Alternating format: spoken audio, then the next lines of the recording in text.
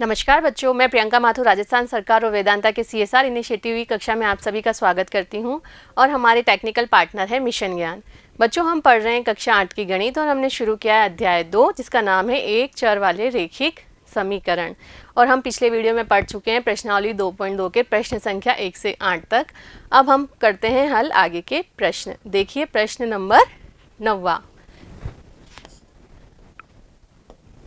दिया है, राहुल और हारून की वर्तमान आयु में अनुपात। ये फिर अनुपात वाला प्रश्न आया। जैसा कि हम पिछले उदाहरणों में देख चुके हैं कि अनुपात वाले प्रश्न में हम क्या मान लेते हैं, एक की आयु 5x और दूसरे की 7x। तो जब इनका अनुपात लेंगे तो x से x कट के फिर क्या मिल जाएगा, 5:7। आगे पढ़िए। 4 वर्ष बाद उनकी आयु का योग 56 वर्ष हो जाता है। उनकी वर्तमान आयु आपको ज्ञात करनी है। कैसे करेंगे, देखिए हल। माना कि क्या मानेंगे, राहुल व हारून की वर्तमान आयु, अनुपात दिया गया है इसलिए क्या मान लेंगे, क्रमशः 5x और क्रमशः 5x व 7x वर्ष है। क्लियर हुआ। जब अनुपात लेंगे तो 5x अनुपात 7x, हल करेंगे तो क्या आ जाएगा, 5:7। क्लियर। आगे देखिए क्या लिखा है, 4 वर्ष बाद। तो लिख दीजिए 4 वर्ष बाद क्या हो जाएगा, राहुल की आयु कितनी हो जाएगी, राहुल की आयु अभी कितनी है, 5x। तो 4 वर्ष बाद कितनी हो जाएगी, 5x प्लस 4 वर्ष। क्लियर। तो लिखेंगे 5x प्लस 4 वर्ष। और हारून की आयु क्या हो जाएगी, हारून की आयु कब, 4 वर्ष बाद। अभी कितनी है, 7x। तो 4 वर्ष बाद कितने ईयर्स का हो जाएगा ये, 7x प्लस 4। तो क्या आ जाएगा, 7x प्लस 4 वर्ष। यहाँ तक क्लियर हुआ। आगे क्या क्लू दिया है समीकरण बनाने के लिए, देखिए 4 वर्ष बाद उनकी आयु का योग दिया गया है 56 वर्ष। तो आप क्या लिख सकते हैं, प्रश्नानुसार। प्रश्नानुसार क्या है, 4 वर्ष बाद उनकी आयु का योग, इसका और इसका योग कितना है, 5x plus 4 plus 7x plus 4 कितना है, 56 वर्ष। तो बराबर क्या लिख देंगे आप, 56। यहाँ तक समझ में आया। आगे हल करते हैं। देखिए, या 5x और 7x कितना हो जाएगा, 7 और 5 12x। तो आ जाएगा 12x प्लस ये 4 और ये 4 कितने हो गए, 8। तो प्लस 8 बराबर में है 56। चर वाला भाग एक तरफ, अचर वाला भाग दूसरी तरफ। देखिए 12x तो यहीं रहने देते हैं, 8 प्लस का है, पक्षांतरण करेंगे तो किस में बदल जाएगा, -8। तो यहाँ आ जाएगा बराबर 56 - 8। क्लियर। आगे देखिए, या 12x बराबर 56 में से 8 गए तो बचे 48, यहाँ आ गया 48। या x बराबर 12 गुणा में है, पक्षांतरण करने पर गुणा किस में बदलता है, भाग में। तो 48 के भाग में क्या आ जाएगा, 12। 12 चौक 48। तो x का क्या मान प्राप्त हुआ, 4। क्लियर। 4 की वैल्यू किस में रख देंगे, x में, ये 5x और 7x में। तो इनकी वर्तमान आयु प्राप्त हो जाएगी। देखिए, अतः राहुल की वर्तमान आयु कितनी हो जाएगी, 5x, मतलब 5 × x की जगह 4, 20 वर्ष। क्लियर। और हारून की वर्तमान आयु, एवं हारून की वर्तमान आयु बराबर कितनी मानी है, 7x। 7 इंटू एक्स का मान कितना प्राप्त हुआ है 4, तो 7 चौक 28 वर्ष। क्लियर हुआ, समझ में आ गया ये पूरा। अब करते हैं प्रश्न नंबर 10वां। क्या दिया है देखिए, किसी कक्षा में बालक और बालिकाओं की संख्याओं का अनुपात, फिर अनुपात वाला प्रश्न आया, तो क्या करेंगे, बालकों की संख्या 7x और बालिकाओं की संख्या 5x मान लेंगे। क्लियर। आगे देखिए, यदि बालकों की संख्या बालिकाओं की संख्या से 8 अधिक है तो कक्षा में कुल कितने विद्यार्थी हैं, ये आपको बताना है। तो सबसे पहले हम बनाते हैं समीकरण। कैसे, देखिए हल। क्या माना, माना कि बालक व बालिकाओं की संख्या क्रमशः कितनी है, 7x और 5x, 7x व 5x है। यहाँ तक समझ में आ गया। क्यों माना है 7x और 5x, क्योंकि अनुपात में दिया है 7:5। अब प्रश्नानुसार क्या दिया गया है, प्रश्नानुसार दिया गया है बालकों की संख्या, मतलब बालकों की संख्या 7x, बालिकाओं की संख्या 5x से कितनी अधिक है, 8 अधिक है। तो देखिए प्रश्नानुसार ये लिख सकते हैं क्या, 7x बराबर 5x प्लस 8। कैसे लिखा ये वापस समझिए। बालकों की संख्या कितनी मानी है अपन ने, 7x, बालिकाओं की संख्या 5x से कितनी अधिक है, 8। तो 7x किसके बराबर होगा, 5x में 8 जोड़ देंगे तो ये दोनों क्या हो जाएंगे, बराबर। क्लियर। अब हल करते हैं। देखिए, या x के चर वाला भाग एक तरफ, अचर वाला भाग दूसरी तरफ। तो 7x, 5x इधर आया तो प्लस का 5x इधर आके माइनस 5x, और यहाँ क्या पड़ा है 8। हल करते हैं। या 7 में से 5 गए तो 2x बराबर 8, या x बराबर 8/2 बराबर 4। क्लियर। देखिए अब x का मान रखेंगे बालकों और बालिकाओं की संख्या में, तो क्या आ जाएगा, इसलिए बालकों की संख्या बराबर कितनी मानी है, 7x। 7 गुणा x का मान कितना है 4, 7 चौक 28, और बालिकाओं की संख्या, व बालिकाओं की संख्या कितनी मानी है 5x। तो x का मान रखिए 5 गुणा x बराबर कितना आया है 4, तो 5 चौक 20। अतः कक्षा में क्या पूछा है, कुल कितने विद्यार्थी हैं, तो इन दोनों को जोड़ देंगे। देखिए, अतः कुल विद्यार्थियों की संख्या, अतः कुल विद्यार्थी कितने हो जाएंगे, बराबर बालकों की संख्या 28 प्लस बालिकाओं की संख्या 20, कितना हो गया 48। मतलब क्लास में कुल कितने बच्चे हैं 48। क्लियर। नेक्स्ट क्वेश्चन देखते हैं 11वां। देखिए, बाईचुंग के पिताजी उसके दादाजी से 26 वर्ष छोटे हैं। तो हम किसकी आयु मान लें, दादाजी की आयु मान लेते हैं x, तो पिताजी की आयु आ जाएगी x माइनस 26, क्योंकि 26 वर्ष क्या हैं, वह छोटे हैं। देखिए हल। माना कि बाईचुंग के दादाजी की आयु बराबर x वर्ष, इसलिए बाईचुंग के पिताजी की आयु कितनी हो गई 26 वर्ष, छोटे हैं किससे, दादाजी से। दादाजी x ईयर्स के हैं तो पिताजी हो जाएंगे x माइनस 26 वर्ष के। यहाँ तक समझ में आया। आगे पढ़ते हैं।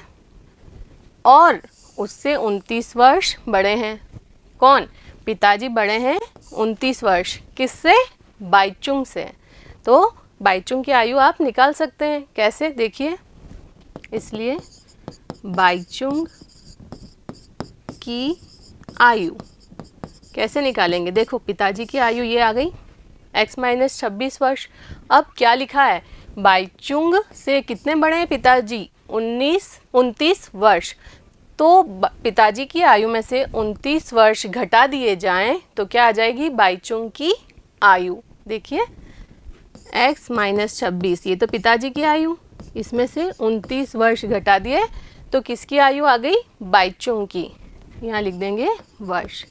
इसको हल करेंगे तो क्या आ जाएगा? x माइनस 26 माइनस 29, तो क्या हो गया? x माइनस 26 और 29 जोड़िए, 9 और 6 15, 1 हासिल, 2 2 4 और 1 5, x माइनस 55 वर्ष।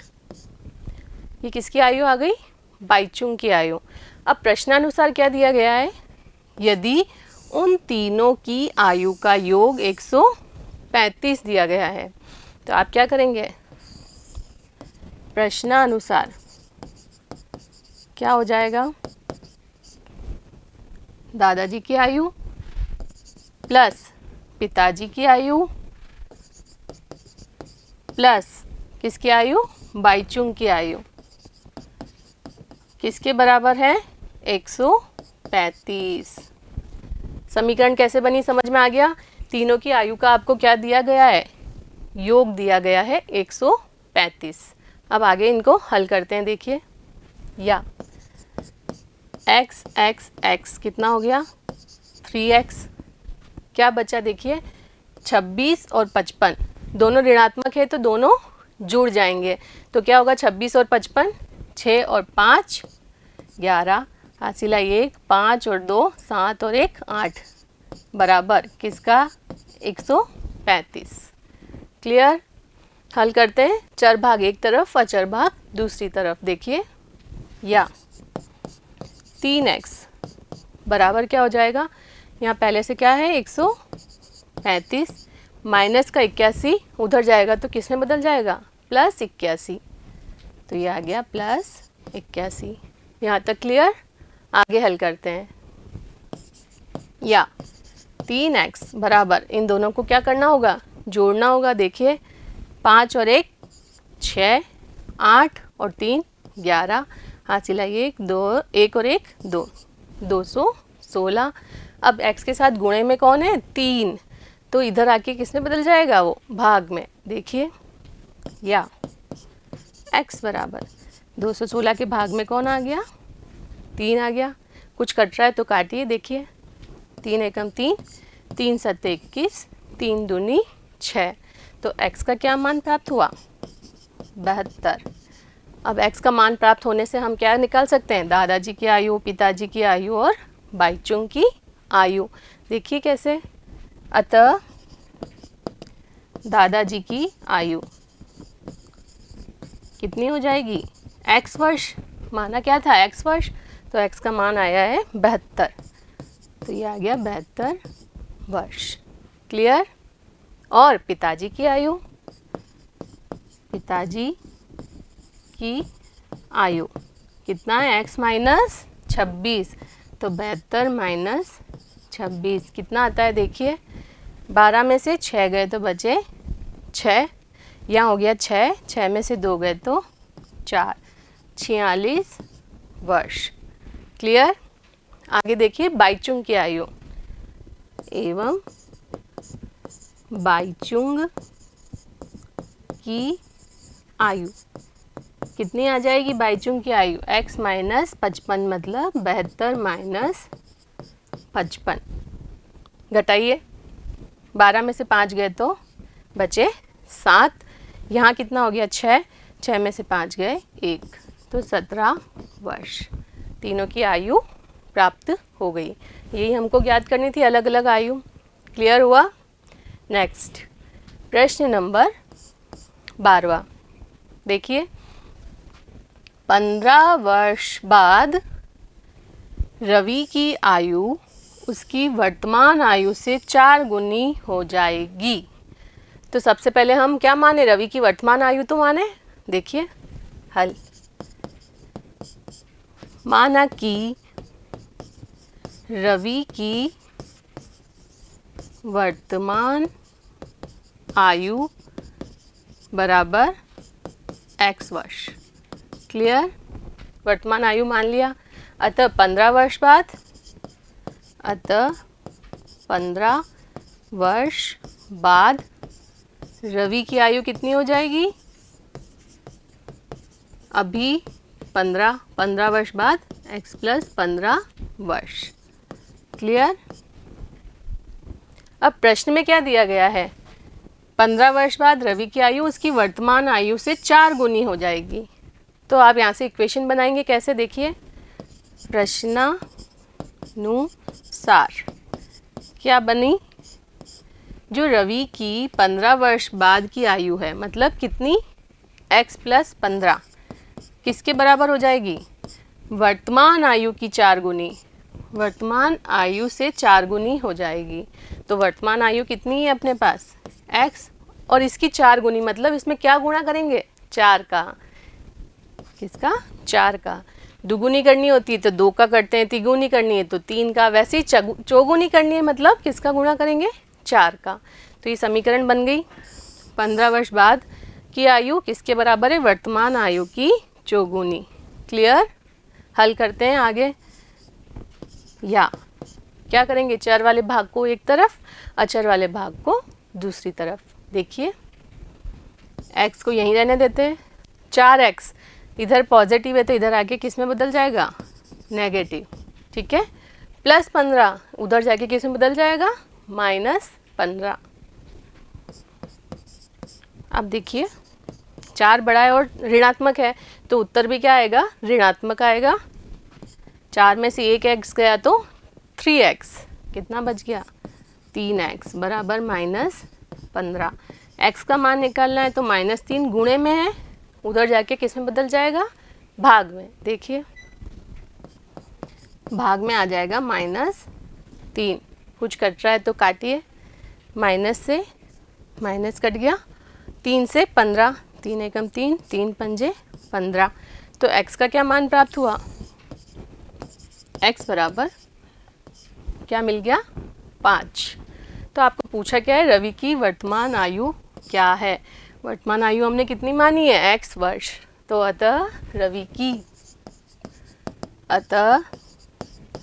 की वर्तमान आयु बराबर 5 वर्ष। क्लियर? आप अगर जांच करना चाहें उत्तर की तो कैसे करेंगे? देखिए, जांच। वर्तमान आयु 5 वर्ष, 15 वर्ष पश्चात, 15 वर्ष बाद रवि की आयु कितनी हो जाएगी?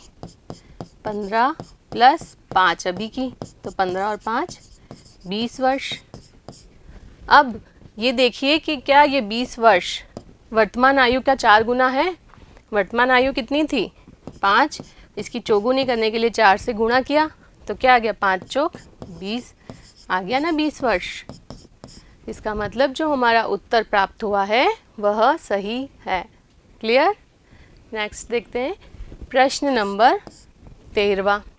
देखिए, यदि परिमेय संख्या को 5/2 से गुणा कर, अभी हमको परिमेय संख्या नहीं पता है तो हमने माना कि दी गई परिमेय संख्या x है। देखिए हल। माना कि दी गई परिमेय संख्या x है। क्लियर? अतः प्रश्नानुसार क्या हो जाएगा? दी गई परिमेय संख्या को 5/2 से गुणा कर, तो 5/2 गुणा दी गई परिमेय संख्या x मानी है, गुणा कर 2/3 जोड़ने पर, गुणा करने के बाद क्या जोड़ दिया? 2/3 जोड़ने पर -7/12 प्राप्त होता है। क्या प्राप्त होता है? -7/12 प्राप्त होता है। वह संख्या ज्ञात करनी है, मतलब आपको x ज्ञात करना है। ये समीकरण कैसे बनी समझ में आया? तो इसे हल करते हैं। देखिए, या चरभाग एक तरफ और चरभाग दूसरी तरफ, तो 5/2x, 5x/2 इसको यहीं रहने देते हैं और 2/3 का पक्षांतरण उधर किया। पहले से क्या रखा है, -7/12 पड़ा है, प्लस 2/3 उधर गए तो बदल जाएंगे -2/3 में, यहाँ आ जाएगा -2/3। क्लियर? आगे हल करिए। देखिए, या 5x/2, एलसीएम लिया, 12 और 3 का एलसीएम आया 12, 12 में 12 का भाग लगाया, 1 गुणा -7, माइनस 12 में 3 का भाग लगाया, प्राप्त हुआ 4, 4 गुणा 2, 4 दूनी 8। तो क्या प्राप्त हो जाएगा, 7 और 8 माइनस के 15/12। ये दोनों सेम चिन्ह के इसलिए जुड़ गए और चिन्ह क्या आ जाएगा, ऋणात्मक।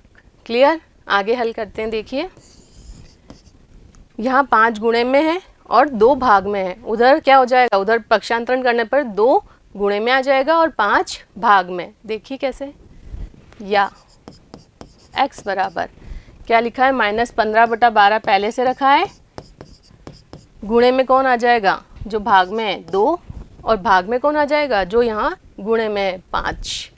तो ये आ गया भाग में। देखिए कट रहा है कुछ तो काटते हैं।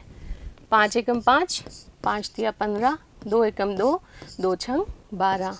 या x का मान क्या प्राप्त हो गया, -3/6। और कट रहा है तो और काट दीजिए, 3 एकम 3, 3 दूनी 6। या x का क्या मान प्राप्त हुआ, -1/2। क्लियर हुआ? इस आप उत्तर की जांच करनी चाहो तो क्या करोगे, इसके LHS को हल करो और इसके RHS के बराबर लेके आ जाओ। देखिए एक बार करके देखते हैं जांच। LHS में हमने क्या माना है, 5/2 गुणा x प्लस 2/3। x का मान रख दीजिए 5/2 गुणा -1/2 प्लस 2/3। हल करते हैं। ऊपर कितना हो गया, -5, 2 दूनी 4 प्लस 2/3। 4 और 3 का एलसीएम लिया, आया 12, 12 में 4 का भाग लगाया, प्राप्त हुआ 3, 3 गुणा -5 तो हो गया -15, प्लस 12 में 3 का भाग लगाया, प्राप्त हुआ 4, 4 गुणा 2 प्राप्त हो गया 8। 15 में से 8 घटाने पड़ेंगे, अलग अलग चिन्ह के हैं, तो प्राप्त होगा -7/12। बड़ा है ना 15 और उसका चिन्ह है ऋणात्मक, तो उत्तर आएगा -7/12, जो किसके बराबर है, RHS के बराबर है। मतलब जो हमारा उत्तर प्राप्त हुआ है वह सही है। क्लियर? Next question number 14। देखिए, लक्ष्मी एक बैंक में खजांची है, मतलब कैशियर है। उसके पास नकदी के रूप में क्या क्या है, 100 रुपये, 50 रुपये और 10 रुपये के नोट हैं। उनकी संख्याओं में क्रमशः 2:3:5 का अनुपात है। फिर अनुपात दिया है तो क्या मान लेंगे, 100 के नोट 2x, 50 के नोट 3x और 10 के नोट 5x। क्लियर है? आगे देखिए, और उनका कुल मूल्य दिया है 4 लाख, तो उसके पास प्रत्येक प्रकार के कितने कितने नोट हैं। क्लियर हुआ क्वेश्चन? अब हल करते हैं। देखिए, माना कि 100 रुपये, 50 रुपये व 10 रुपये के नोटों की संख्या क्रमशः कितने कितने मानेंगे, 2x, 3x व 5x है। ठीक है, यहाँ तक क्लियर है? अब निकालते हैं इनके मूल्य। अतः 100 रुपये के कितने नोट है, 2x नोटों का मूल्य कितना हो जाएगा, 100 गुणा 2x। ये कैसे हुआ, 100 गुणा 2x100x रुपीज़ में। देखिए ये कैसे हुआ, 100 रुपये के आपके पास 2 नोट है तो कितना मूल्य है आपके पास? 2 गुणा 100 बराबर 200। 100 रुपये की 10 नोट है तो कितने कितने रुपए हैं आपके पास? 10 गुणा 100, 1000 रुपये हैं आपके पास। अभी अपने पास 2x नोट है तो 100 गुणा 2x रुपये हैं आपके पास। कितने रुपए हैं? 100 गुणा 2x बराबर 200x रुपये। क्लियर? आगे देखिए, ₹50 के कितने नोट हैं? 3x। 3x नोटों का मूल्य बराबर कितना हो जाएगा? 50 गुणा 3x। तो कितना आ गया? ₹150x। क्लियर? और ₹10 के कितने नोट हैं? 5x नोटों का मूल्य कितना आ जाएगा? ₹10 गुणा कितने? 5x। तो कितना आ गया? ₹50x। क्लियर? अतः लक्ष्मी के पास कुल कितना मूल्य है? इन तीनों को क्या कर देंगे? जोड़ देंगे। तो लिखिए, अतः लक्ष्मी के पास कुल मूल्य या कुल धन कितना हो गया? इन तीनों को जोड़ देंगे। 200x रुपीज़ में 200x प्लस 150x और प्लस 50x। 200, 150 और 50x तो कितना प्राप्त हो जाएगा? ₹200 और 150 350 और 50 400x। क्लियर? बट प्रश्नानुसार क्या दिया गया है? उसके पास कुल मूल्य है 4 लाख रुपए। तो क्या लिख सकते हैं? प्रश्नानुसार। प्रश्नानुसार ये जो प्राप्त हुआ है 400x वो किसके बराबर होना चाहिए? 4 लाख रुपए के बराबर। यहाँ से आप सॉल्व करके किसका मान निकाल लेंगे? x का। कैसे? देखिए, या x बराबर 400 गुणे में है तो किस में बदल जाएगा? भाग में। और यहाँ पहले से क्या है? 4 लाख बटा 400। 2 0 से 2 0, 4 से काटो, 4 एकम 4 और कितने जीरो बचे हैं? 3। तो x का क्या मान प्राप्त हुआ? या x बराबर 1000 प्राप्त हुआ। ठीक है? अब x का मान रखेंगे आप कहाँ रखेंगे? 2x, 3x और 5x में। तो आपको कितने कितने नोट हैं? 100 के, 50 के और 10 के वो मिल जाएगा। ठीक है? देखिए कैसे। अतः 100 रुपये के नोटों की संख्या बराबर कितनी मानी है? 2x। तो 2 गुणा 1000 बराबर 2000 नोट किसके हैं? 100 रुपये के। 50 रुपये के नोटों की संख्या के नोटों की संख्या कितनी मानी थी आपने? 3x।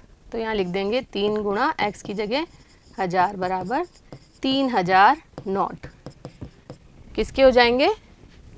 50 रुपये के। अब लास्ट क्या बचा? 10 रुपये के नोटों की संख्या। तो लिखेंगे 10 रुपये के नोटों की संख्या कितनी आ जाएगी? 5x। 5 गुणा 1000 बराबर 5000 नोट। 10 रुपये के कितने नोट हैं? 5000। क्लियर हुआ प्रश्न? नेक्स्ट देखते हैं 15वां।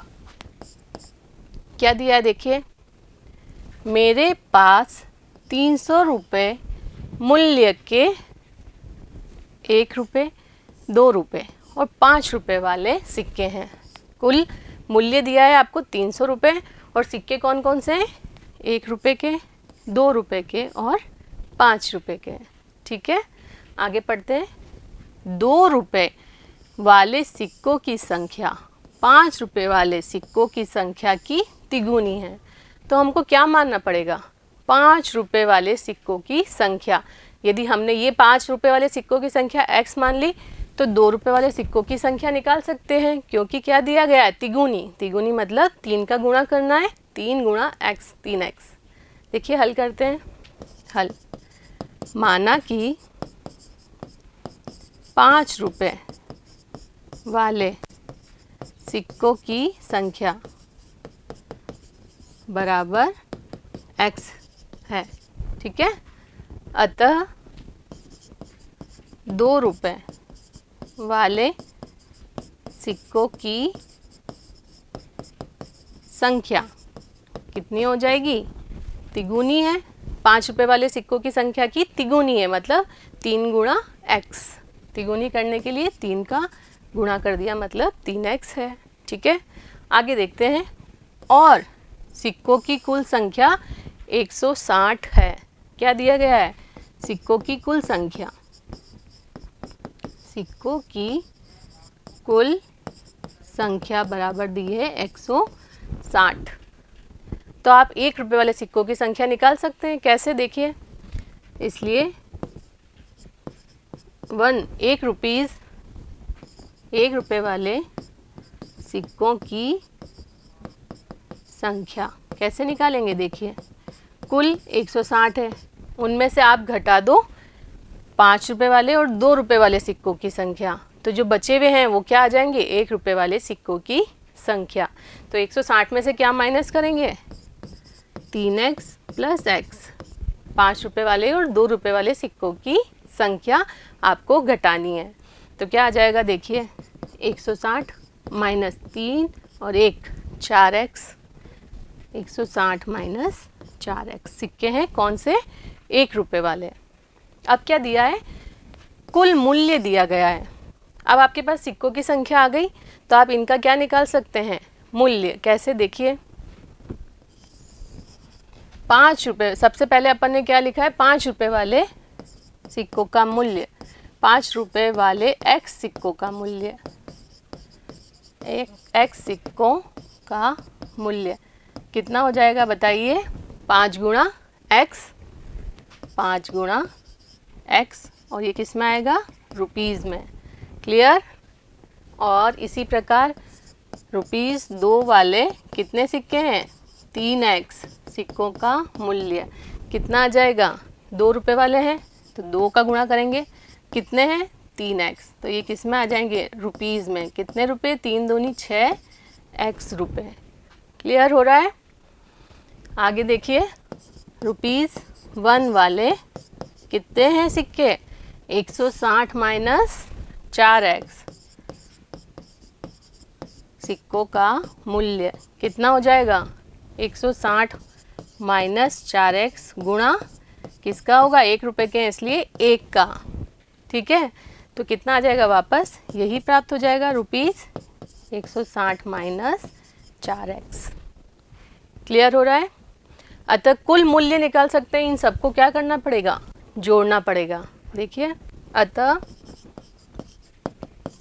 कुल मूल्य बराबर कितना हुआ? ये 5x प्लस ये 6x प्लस ये है 160 माइनस 4x, और ये किस में देंगे आप? रुपीज़ में। तो देखिए, इसको खोल के 5x plus 6x plus 160 minus 4x, x को जोड़ते जाइए। 5x और 6x, 6 और 5 11x। अब ये माइनस का 4x है, तो 11 में से 4 गए तो 7x, तो ये आ जाएगा 7x प्लस 160। इतना मूल्य उसके पास है, परंतु प्रश्नानुसार कितना है? ये 300 रुपये के बराबर है। क्लियर हो रहा है यहाँ तक? आगे देखते हैं। देखिए, पिछली स्लाइड में हमने देखा 7x प्लस 160 किसके बराबर होना चाहिए? 300 के बराबर। तो देखिए, 7x प्लस 160 किसके बराबर दिया गया है? 300 के बराबर दिया गया है। या 7x 160 प्लस का है, उधर चला गया तो माइनस का 160, 300 यहाँ पहले से है, माइनस 160, या 7x बराबर 300 में से गए 160, तो कितना बचेगा? 140, यहाँ आ जाएगा 140। या x बराबर 7 गुणे में पक्षांतरण करने पर गुणा बदल गया भाग में, तो क्या आ जाएगा 140 बटा 7, कुछ कट रहा है तो काटिए, 7 एकम 7, 7 दूनी 14 और 40, या x का क्या मान प्राप्त हो गया 20। क्लियर। अब x का मान रखेंगे 5 रुपये वाले सिक्कों में, 2 रुपये वाले सिक्कों में और 1 रुपये वाले सिक्कों में, तो हमें इन सिक्कों की संख्याएं ज्ञात हो जाएगी। 5 रुपये वाले सिक्के, अतः 5 रुपये वाले सिक्कों की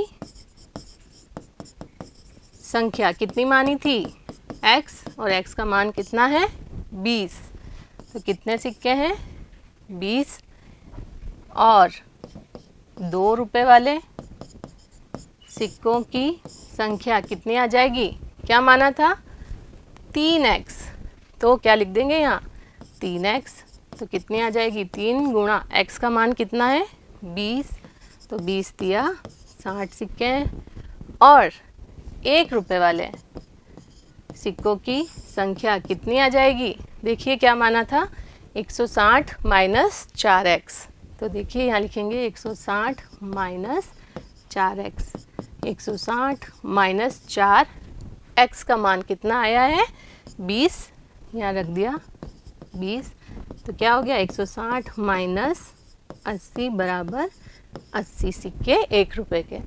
क्लियर हुआ प्रश्न। अगला प्रश्न करते हैं 16वां।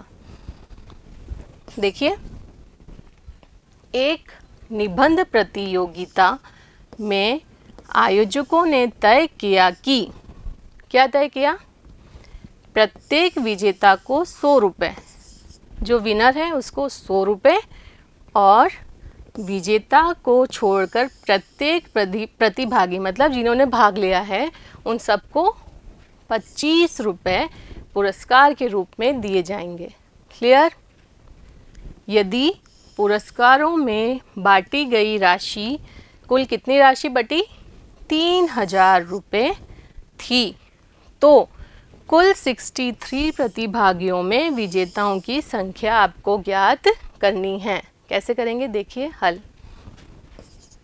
मान लिया विजेता कितने हैं, माना कि विजेताओं की संख्या जो पूछा है वो मान लिया विजेताओं की संख्या बराबर x है। ठीक है। कुल प्रतिभागी कितने दिए गए हैं 63। अब 63 में से x तो बन गए विजेता, तो ऐसे प्रतिभागी जो विजेता नहीं बने वो कितने हो जाएंगे 63 माइनस x। तो क्या लिख सकते हो आप, कुल प्रतिभागी दिए गए हैं बराबर 63, तो क्या लिख सकते हैं प्रतिभागी जो विजेता नहीं है, प्रतिभागी, ऐसे प्रतिभागी जो विजेता नहीं बने कितने हो जाएंगे 63 में से घटा देंगे x, विजेताओं की संख्या। क्लियर हो रहा है यहाँ तक। अब क्या लिखा है, इसलिए x विजेताओं में बांटी राशि, x विजेताओं में बांटी राशि कितनी हो जाएगी, एक विजेता को 100 रुपये दिए हैं तो x विजेता को x गुणा 100, तो ये रुपए में आएगा, क्या हो जाएगा x गुणा 100, मतलब कितने रुपए बटे हैं 100x। ठीक है। और 63 माइनस x प्रतिभागियों में बटी राशि, प्रतिभागियों में बटी राशि कितनी हो जाएगी 63 माइनस x गुणा 25, एक को 25 मिले हैं तो 63 माइनस x को क्या मिलेंगे 63 माइनस x गुणा 25, इन दोनों को जोड़ेंगे तो कुल बटी राशि कितनी दी गई है 3000 रुपये। देखिए प्रश्नानुसार क्या लिख सकते हैं, प्रश्नानुसार इन दोनों का योग 100x प्लस 63 माइनस x गुणा 25 बराबर कितना होना चाहिए 3000 रुपये बटे। ठीक है। हल करते हैं, या 100x प्लस 25 गुणा 63, यहाँ देख लीजिए 63 गुणा 25, 5 तिया 15, 1 हासिल, 5 छंग 30 और 1 31, 2 छंग 2 तिया 6, 6 दूनी 12, तो क्या आ गया 5, 6 और 1 7, 3 और 2 5 और 1, ये आ गया प्लस 1575 माइनस 25 गुणा x 25x। कौन सी प्रॉपर्टी लगाई है यहाँ? वितरकता। इस 25 का गुणा पहले 63 में, फिर 25 का गुणा x में। क्लियर? बराबर क्या है? 3000। x वाला भाग एक तरफ और अचर भाग एक तरफ। देखिए, या ये 100x में से 25x गए तो बच गए यहाँ 75x, बराबर 3000 माइनस 1575। देखिए हल करते हैं, या 75x बराबर क्या आया? देखिए 10 में से 5 गए तो बचे 5, यहाँ हो गए 9, 9 में से 7 गए तो बचे 2, फिर हो गए 9, 9 में से 5 गए तो 4 और 2 में से 1 गया तो 1। क्लियर? हल करते हैं, या 75 गुणे में है, पक्षांतरण करने पर गुणा किस में बदलता है? भाग में। तो यहाँ आ जाएगा 1425 बटा 75। क्लियर? देखिए अब काटते हैं, 5 से काटो, 5 एकम 5, 2 बचे, 25 हो गया, 5 25, 5 दूनी 10, 4 बचे, 4 और 2 42 हो गया, 5 8 जा 40, 2 बचे 25 हो गया, तो 5 25। फिर काटेंगे हम, 5 से काट सकते हैं, तो देखिए 5 एकम 5 तिया 15 हो गए यहाँ पर, और 5 5 25 बचे 3, 3 और 5 35, 5 7 35, 3 से काटो, 3 एकम 3, 3 एकम 3, 2 बचा, यह 27 बन गया, 3 नम 27, या x का मान क्या प्राप्त हो गया? 19। क्लियर? अब हमें क्या पूछा था? विजेताओं की संख्या, और विजेताओं की संख्या हमने क्या मानी थी? x, तो अतः विजेताओं की संख्या बराबर 19। यहाँ लिख देंगे आप, अतः विजेताओं की संख्या कितनी है? 19। क्लियर हुआ? तो उम्मीद करती हूँ ये सारे प्रश्न आपको समझ में आए होंगे। अगली वीडियो में मिलते हैं अगली प्रश्नावली के साथ, तब तक जुड़े रहिए। धन्यवाद।